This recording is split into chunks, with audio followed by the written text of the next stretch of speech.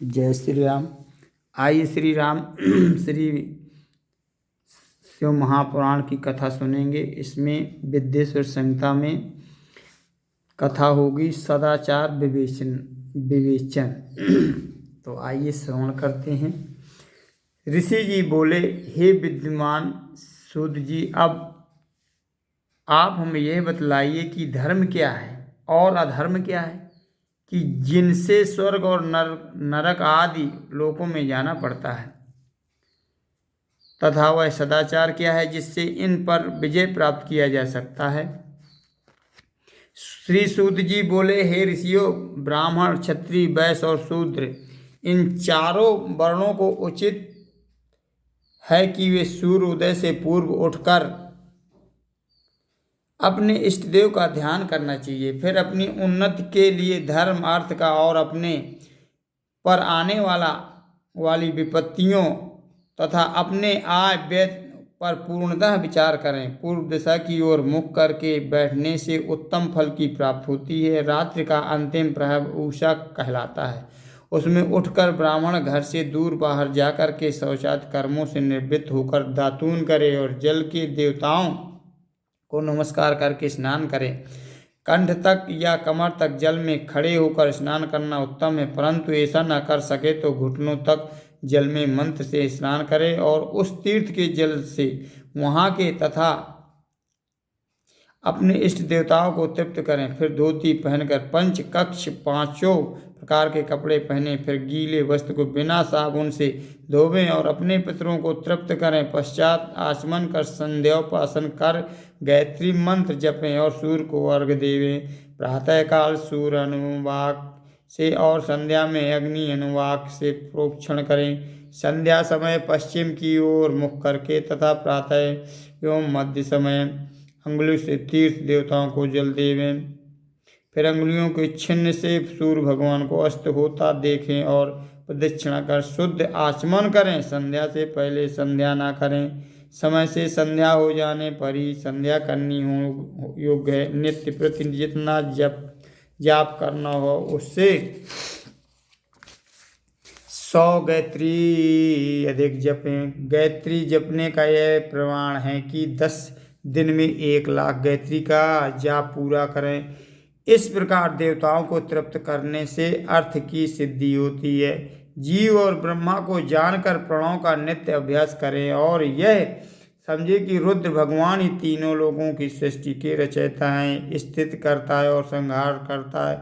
इस प्रकार उनमें ज्ञान, कर्म, मन और बुद्धि लगा देने से वे परमात्मा भोग, मोक्ष और धर्म तो देते ही है, साथ ही ब्रह्म पद भी प्रदान करते हैं। ब्राह्मण को उचित है कि वह नित्य 1000 गायत्री मंत्र जपे। स्वयं भावना से जप करता हुआ जीव को परम ब्रह्म परमेश्वर से जोड़ दे में। इस प्रकार 1000 बार का जप ब्रह्म पद और 100 का जप इंद्र पद देने वाला है, तथा इसमें कमती बढ़ती जप अपनी रक्षा के लिए और ब्राह्मण योनि प्राप्त होने के लिए, परंतु नित्य सूर्य के सन्मुख जप करना चाहिए।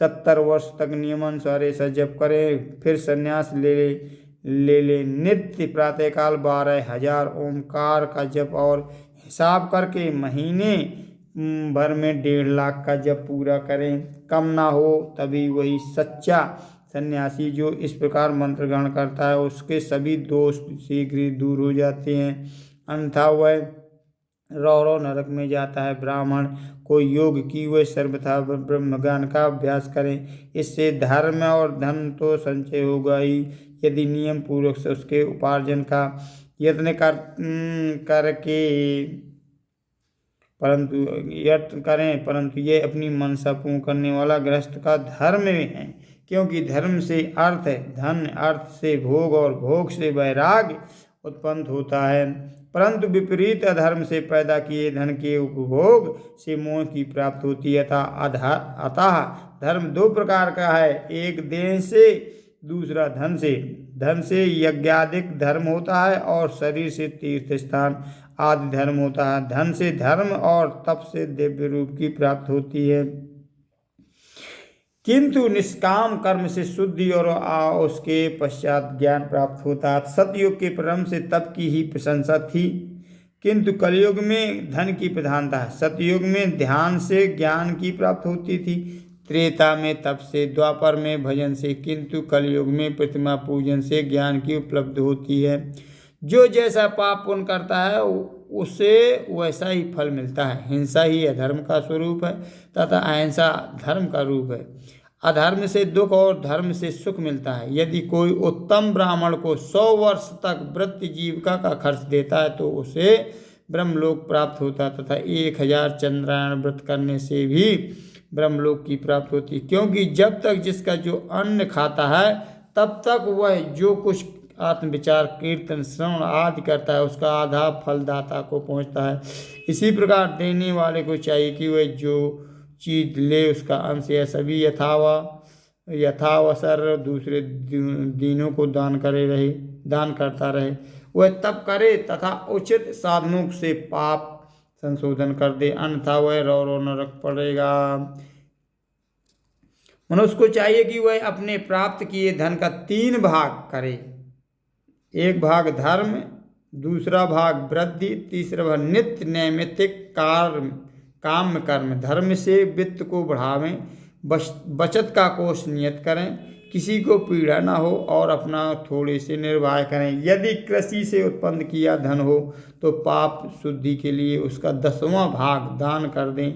शेष से धर्म पूर्वक अपना संसार चलावें, अन्यथा रौ नरक में पड़ेंगे। यह बुद्धि ही भ्रष्ट हो जाएगी। यह अन्न ही न पैदा होगा। ऐसी ही व्यापार से पैदा किए हुए धन का 6वां भाग दान कर देना चाहिए, क्योंकि अपने भोग की वृद्धि के लिए स्वयं बुलाकर दान देना अच्छा होता है। याचना करने वाले को यथाशक्ति सदैव दान दे और कभी नागा ना करें, क्योंकि मांगने पर ना देने से जन्म जन्मांतर के ऋणी रह जाता है। बुद्धिमान को उचित है कि वह दूसरे को दोष दूसरे से ना कहे, सुना और देखा भी ना कहे, किसी को क्रोध उत्पन्न हो ऐसी भी बात ना कहें। प्रातः साय दोनों समय संध्या और अग्निहोत्र करें। दोनों समय ना हो सके तो एक समय तो अवश्य करें।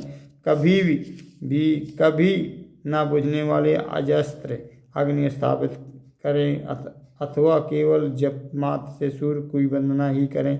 इस प्रकार आत्मा कल्याण का इच्छुक यथाविधि नित्य ही ब्रह्म ज्ञान और देव पूजन किया करें। जो इस प्रकार नित्य अपने गुरु और ब्रह्मा को पूजते हैं वे ब्रह्म को पूजते हुए सभी सुख के भागी होते हैं। श्री शिव महापुराण विद्येश्वर संहिता का 13वां अध्याय समाप्त। बोलो वृंदावन बिहारी लाल की जय।